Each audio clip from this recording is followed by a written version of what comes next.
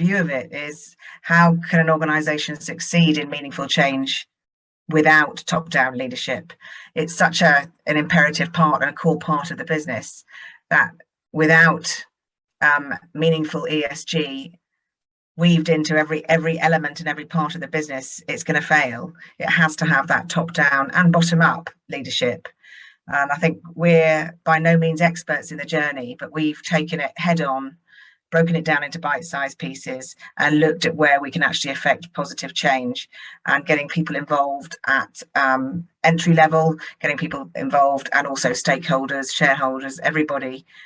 We're really lucky with our board that they're so vested in it as well. I think without that, I just don't see it succeeding. Having to be able to lift the unholy bucket of something that people are being resistant to is going to be a real challenge. And financial services are really in a unique position going into this environment. We are a conduit as well, and we've got an opportunity to build a sustainable business model from the start, rather than our crucial role in how we look at that funding. Every industry has to be more sustainable, has to be greener in their engagement, but financial services, we're a key part of that. We're that key pillar in that conduit. Our unique positioning it's really we have to change how we operate. We have to do it fundamentally from the board down, from the bottom up. It's got to be part of the core business strategy. Without that, it'll fail. And we're really lucky in that we have really strong engagement at a CEO level, and particularly from a CFO level as well, which I think is key, because if the risk and compliance function is behind it, it will happen.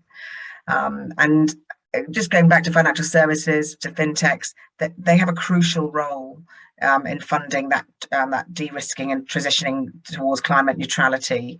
And the financial services has a beautiful position in how we can be the driver of green change.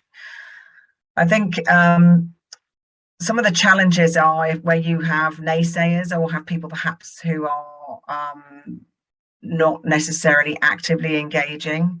And I know that some organisations will have that challenge, but the clients are the ones that will demand it. So not only your board, not only your CFO, CEO, some of your staff, but when the clients are demanding it and they're making decisions based on who to go with, I think that then forces change. But I think we're a little way off before we're seeing that everywhere. I think it's really important to be part of that conversation, that dialogue from the start. And I know that we were able to look at that with how we've approached B Corp, for example. And we've looked at it, and we want to be one of the people that start from the front. We want to be the bank that works with the fintechs, with a fintech aspiration that is leading from the front on that front. I think in terms of ESG issues, it really is a bit more of a receive rather than transmit sometimes in financial services. And I'll just state that again, Jay, because I tripped on that.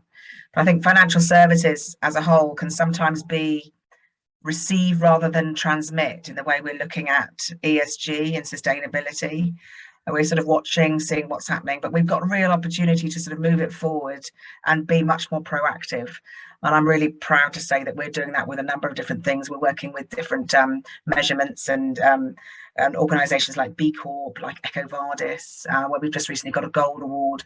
I think for us, we're sort of taking it head on, and we're able to do that because we've got this wonderful staff engagement where people are volunteering to be engaged and find new ways, small ways, big ways of getting involved, but also that CEO passion, the board, also our CFO, who is our great sponsor. So that's really making a big difference. I don't see how it can succeed without that leadership, that top-down leadership, encouragement, motivation, being part of the broader strategy for a business. It can't be an add-on. It can't be something that's an afterthought. It can't just be an extra revenue stream that you add on to the back of marketing. It's absolutely core to the business. So in short, I think the answer to the question is quite simply, I know the question is, how can top-down leadership empower meaningful ESG action in fintech?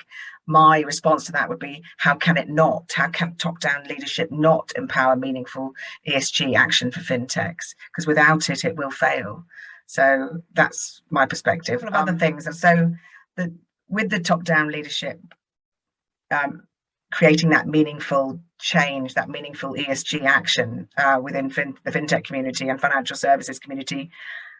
One of the things I think is really critical is actually the meaningful piece is with me measuring impact. And how do you measure impact? Well, that's a whole different conversation. I think we need another webinar to address that one. But without that, without putting those measures and structures in place, which have to be really well thought out and part of that broader strategy, without that, I think it doesn't have the meaning, or it doesn't have the impact, and that's critical. So the top-down leadership piece, just going back a second. So in terms of